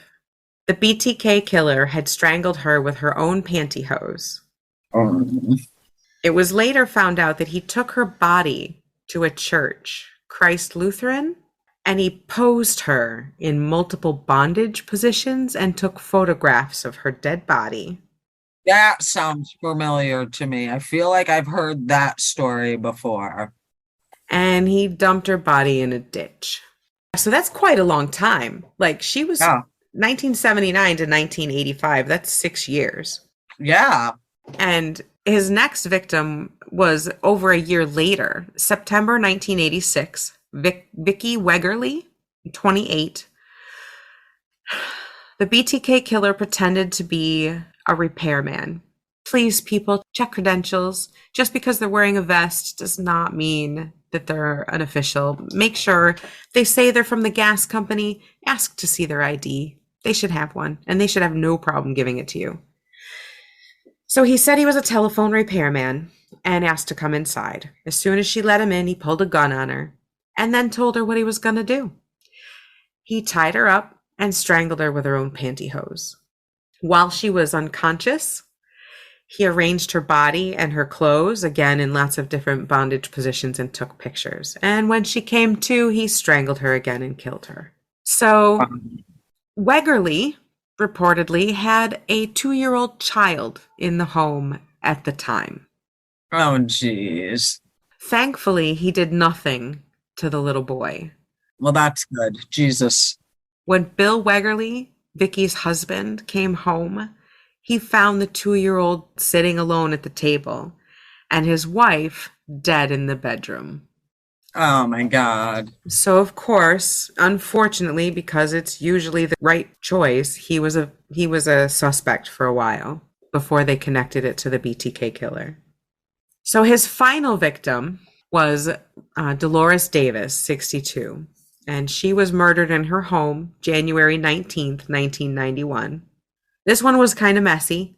He threw like a brick or a cement block or something through her window. And then when she came running out the door, he kind of overpowered her and forced his way in. So he seems to be getting more brazen as the years go on. Yes. And this victim, he put in the fucking trunk of his car and carried her around while he ran errands. Oh my God. Then he left her body under a bridge, and it wasn't found until weeks later by a kid walking his dog. Now, did he like have a job or anything? Like, did anybody know he was like a little off? Yes and no. So after that 1991 killing, he stopped for 25 years. Well, that's good, right? What the hell brought him back? Did he finally get caught? Is that the DNA evidence thing? He didn't get caught. In 2004, January 2004, the Wichita Eagle run like a 30th anniversary piece about the BTK killer. And Oh, yeah, because that's good news, assholes. they interviewed some school kids, I guess, and none of them had heard of the BTK killer. Nobody knew who he was. And so they talked about how people had been terrified in the 70s. I mean, his name struck fear into everyone's heart in Kansas because people were terrified when he was going to strike next. But now he'd kind of faded out of memory. Got ya. And then later in 2004, America's Most Wanted did a show on the Otero family. And Charlie Otero, remember the little boy who Yep. he and his siblings found them? Mhm. His life had gone to hell afterwards. He'd gone from being a great student to being a Aw. shitty student. Everything sucked. Oh, that poor child. He was angry, he was hurt, and he turned into an angry, hurt adult. So he was in jail when he saw this America's Most Wanted piece on his own family. And he had kind of tried to avoid it for years, but he reached out to America's Most Wanted and contacted the show, and he started to appear on TV and newspaper articles once he got out. And it's thought that those two things, the Wichita Eagle piece where he's forgotten and Charlie Otero going more public, brought him back out. Oh. The killer got really upset that Charlie was talking, and he contacted the police with a letter and asked them to stop. So now he enters into kind of a weird cat and mouse letter game with the police. He asks them to stop? Yeah, to stop talking about it, I guess. Or I Okay, don't know. could you stop killing people? Right? So March 19th, 2004, the BTK killer announces his return by sending a letter to the Wichita Eagle from Bill Thomas Kilman, and in it is included Is that his name? No. Oh, okay. In it is a copy of Vicky Wegerly's driver's license, which had been missing from the scene of her murder. Oh, shit. Photographs of her body. Eh. And the BTK's distinctive signature, which is I don't know what that means. Maybe he signed his name a certain way. Oh, yeah. Yeah, said BTK, bind them, torture them, kill them.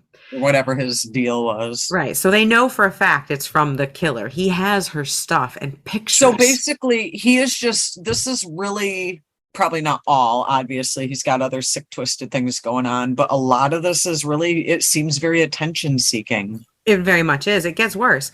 He starts to send like puzzles. This one's mailed to that same TV station that he had contacted before. It's got a fake ID for himself, some sort of manuscript for a book about his the BTK biography, find the word type puzzle. And it's got prowl and fantasies. Interestingly, later, like much later, some internet sleuths are kind of like going over this whole letter, and they discover on there the last name of the killer, like his real last name, and the numbers of his address were hidden in that puzzle. So he was almost trying to out himself. Is that what you're saying? No, he thought he was smarter than the police. Don't they all?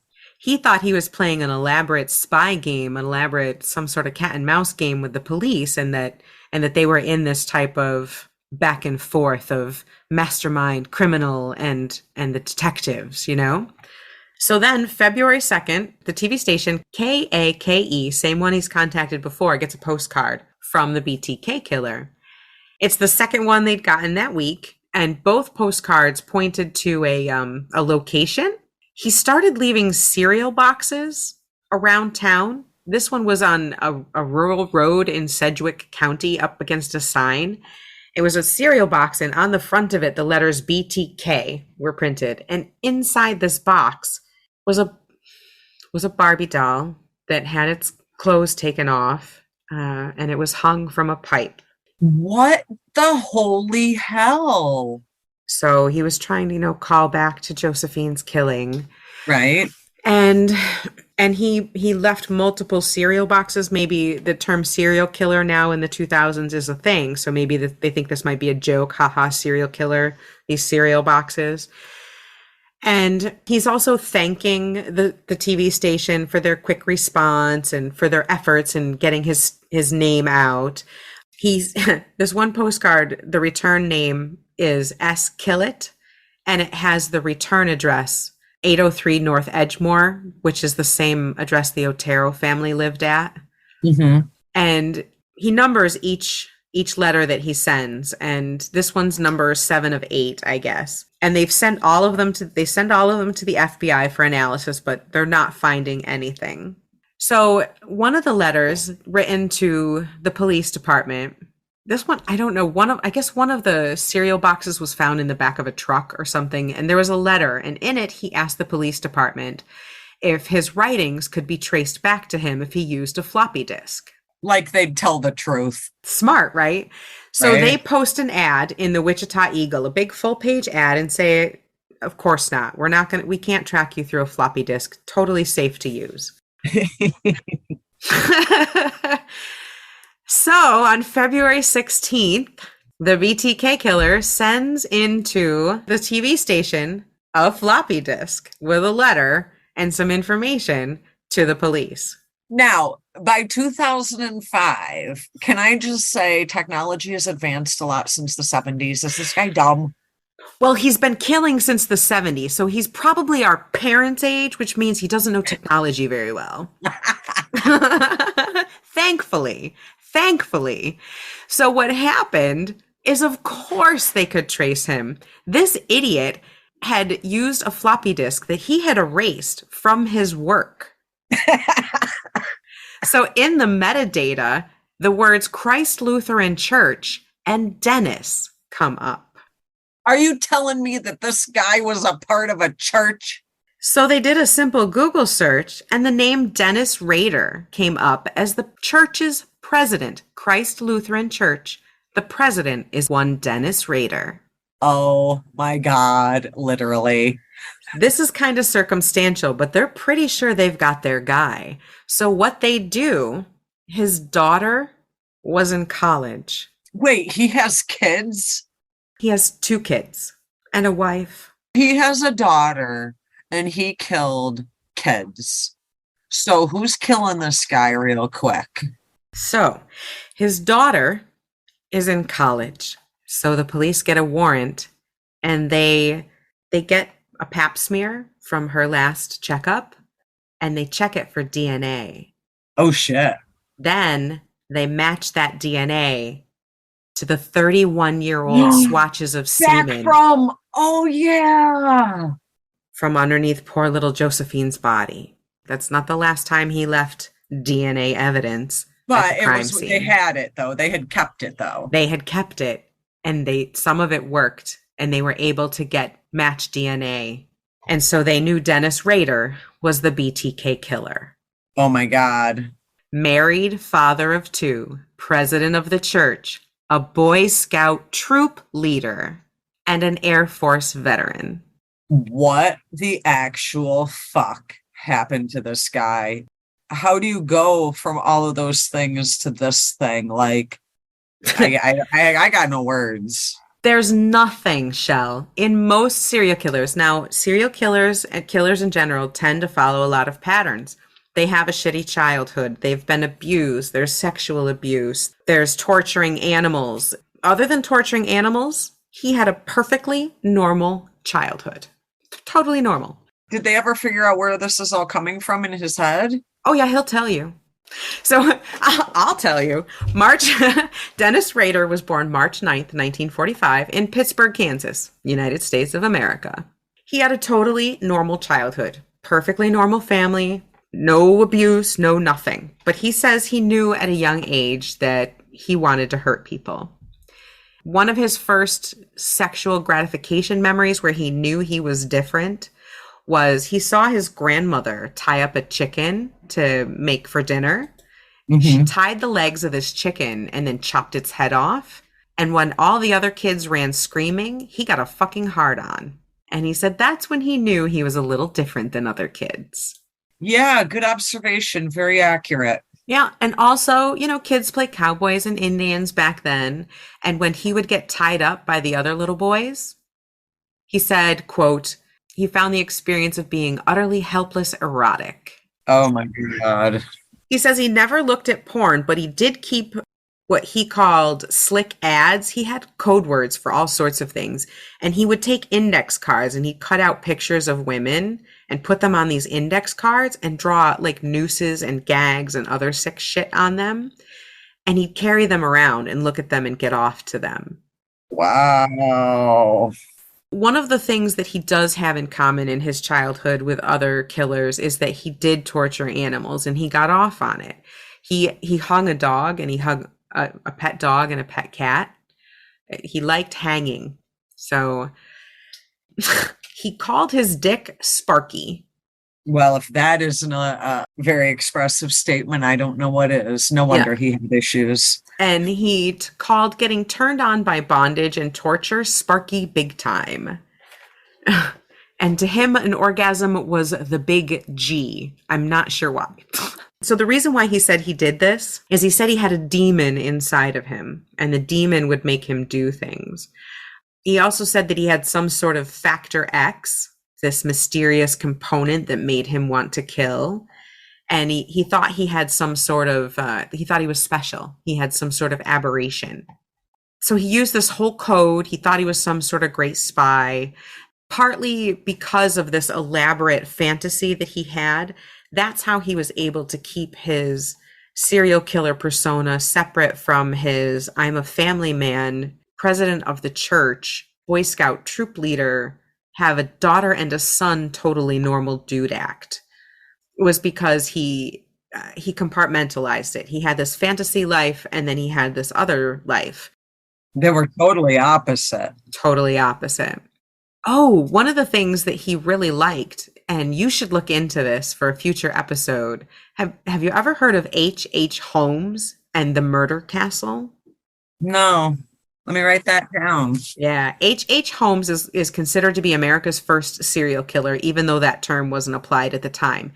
He murdered somewhere between 20 and 200 people. He built a hotel specifically to kill people in Chicago. Oh my God. And Rader was super impressed with H.H. Holmes, and he loved the hotel, and he fantasized about building his own murder castle. And he wanted at the bottom of it, he called it the DTPG room, Death to Pretty Girls. Sick asshole. But he loved women's lingerie, and he did break into houses as a teenager and stole women's lingerie and would dress up in them. And what he liked to do is dress up in this lingerie and then tie himself up and pretend to be one of his victims, to the point where that's how he was able to maintain so many years between victims, is he would take these trinkets and these pictures that he had taken and he would dress himself up in their stuff and then tie himself up like the way. I'll put a link to some of the pictures in the show notes. It's really creepy. Wow. What? These guys drank the Kool-Aid or something. He would hide all these different trinkets in different places he called hidey holes all around the city. And he doesn't even remember which ones he has, but he would dress himself up. Like he'd wear a woman's face mask and women's clothing, and he'd tie himself up and take pictures of himself, and then he'd masturbate to those pictures. And he swears that his sex life with his wife was totally normal, and he was completely faithful to her. Where is the wife in all of this? Did anybody talk to this chick? Yes, she moved out as soon as she found out. She left. So Nobody knew. She had no idea. No, nobody knew. Nobody knew. He is one where he truly kept everything a secret. And when he'd go on business trips or out with the Boy Scouts, he would try to like seclude himself. Sometimes he would call them motel parties, and he would put himself into these women's lingerie, tie himself up, self-asphyxiate with bags, and then masturbate. And he said he preferred to suffocate a partner, but he didn't want to involve his wife in it. So he just did it to himself. And other people. Yeah, so he would kind of relive these things by looking at the photographs of them and himself and using their clothing. These photos are so sick. He says he almost got caught one time because on a Boy Scout camping trip, he made up an excuse to leave for a little while and went out in the woods to hang himself from a tree wearing lingerie.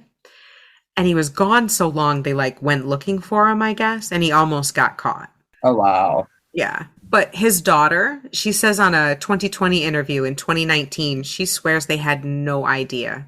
I feel so badly for her and for her family. They had no clue that her dad was a serial killer. During the trial for him, he talked about these killings. He described them in detail. You can listen to them. And there's a book. My research, there was a book called Confession of a Serial Killer, The Untold Story of Dennis Rader, the B.T.K. Killer. It's by Dr. Catherine Ramsland. And she's not a ghostwriter or anything. She pretty much just lets him talk, and he does. And she says she knows some of it's probably not true because he does have an overinflated sense of himself, but he'll tell you all about it, why he did it, what he did. It's gross.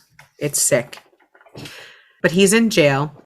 Is he still alive? He's still alive. Why? Because the murders were committed before before the death penalty was instituted. So our tax dollars are paying to keep this guy alive, correct? Yes, he's serving 10 consecutive life terms in prison for a minimum of 175 years without the possibility of parole. Oh, and I heard a funny story. I don't know if this is true or not. I saw it in a comment, I think, of a YouTube video. So take that for what it's worth. But it's a funny story nonetheless. So someone apparently knows someone who works at the jail where Dennis Rader is imprisoned. And apparently Dennis was looking out a window and some gardener flipped him off. And he got mad. And so he filed a complaint, Oh, poor you. And so they got on the loudspeaker of the jail and they're like, whoever flipped off Dennis Rader, please don't do that again. He really doesn't like it. Like over the loudspeaker to the general population of the jail. How many middle fingers do you think that motherfucker got after that?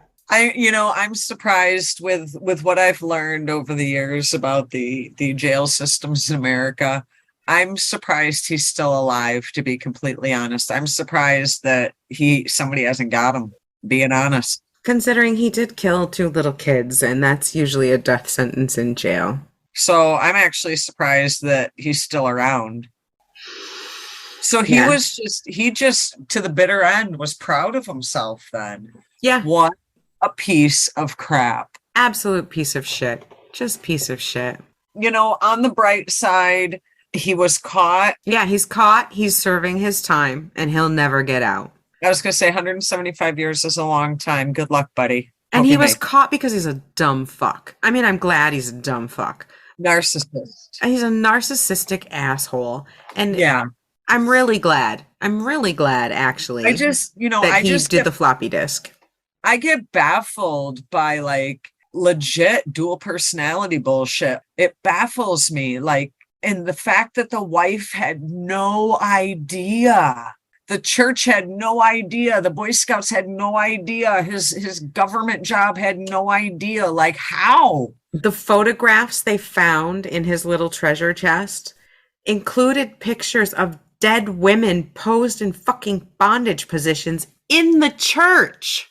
Inside the church. Now, I got a lot of problems personally with the church, but that's taken it a little far. And I hope that church got razed to the ground after that. I would not want to celebrate there. I definitely would not want to celebrate there. Imagine being that congregation and finding this out.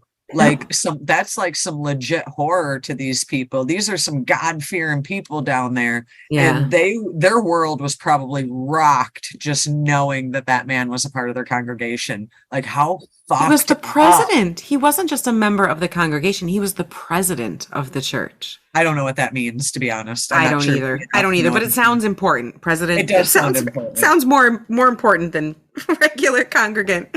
Right, and a right. Boy Scout leader. And imagine all those parents think, he was their kid's Boy Scout leader. Imagine the terror and just the terror. Oh, I cannot imagine his poor wife, his poor kids. She divorced him that same year, which good on her, but damn, that's hard. That's got to require a lot of therapy. I hope she's gotten it. I wish them peace. And unfortunately, they have to live with the association because, unless they've literally changed their names, Yeah. they got to live with that association. So he didn't only murder all of those people and change the lives of the people who were able to get away, throw his down the toilet, but he also dragged his wife and kid with him. And that is just selfishness in its purest form. Yeah. Fucker. What a fucker. So there's my story. I'm going to eat more chocolate and pretzels and smoke more really good pot. I just got to say, for the record, this is an East Coast win because your story was just a downer, Debbie. And not that Emily's Bridge was a light and lovey story, but, good ghost. I agree. I'm going to go with you. Your story definitely wins. I want to go there. That was a fun ghost story. I'm spooked. I'm chilled. I'm titillated. I want to have scratches on my car. And the B.T.K killer is just a fucking downer. So he's a loser. Total loser. I'll take that loss happily. Super douche. Yep. Super douche. The douche loses. So we're glad that everybody could join us today for our great stories, our great witchy stuff, and our fab weed. Fabulous. Thank you for joining us for episode 31. Join us next week. God. 31. I know. It's so crazy. So crazy. So join us next week on Wednesday at 4:20 a.m. for episode 32 of the Stoned Witches Hour, where we smoke even better weed, where we talk more witchy things, current happenings, and of course, the spookiest, the scariest, and the most spine-tingling stories on the East or the West Coast. And we promise you that next episode, no narcissists unless they're of a ghostly apparition type nature. I agree. No fucking narcissists. Gosh, they suck. Because you know what, friend? We're gearing up for Halloween. Woohoo! Spooky season is coming. I see all the stuff in the stores. I'm freaking thrilled. I can't wait for all of our episodes. Is open. Spirit Halloween is opened, and that is the beginning. You have access to all those hometown stores, and you still like Spirit? I do. Okay, who doesn't? It's fun. Who doesn't? That's the costume place. All the stores around here aren't for like Halloween costumes. Spirit is always going to be the go-to for costumes. Shout out to Spirit. Send me a gift card because I plan on spending a buttload of money there in the next couple of weeks. And it's kind of like the groundhog of Halloween when the Spirit stores start popping up. It's only 6 more weeks till October or something. So we're there. So buy more things, get all basic bitch with your pumpkin spice because sweater season and Uggs, okay, maybe not here, but for the rest of you, it's coming. It's coming. And the witches are coming to Salem. These witches are out though, so stay high, stay happy. Peace. Laters. Oh, good. We were recording. I had like a fear for a second. I'm like, holy fuck, are we recording? I told you to remember. I did. Yay, past me. I'm going to high five Stone past me. Yeah, we're good.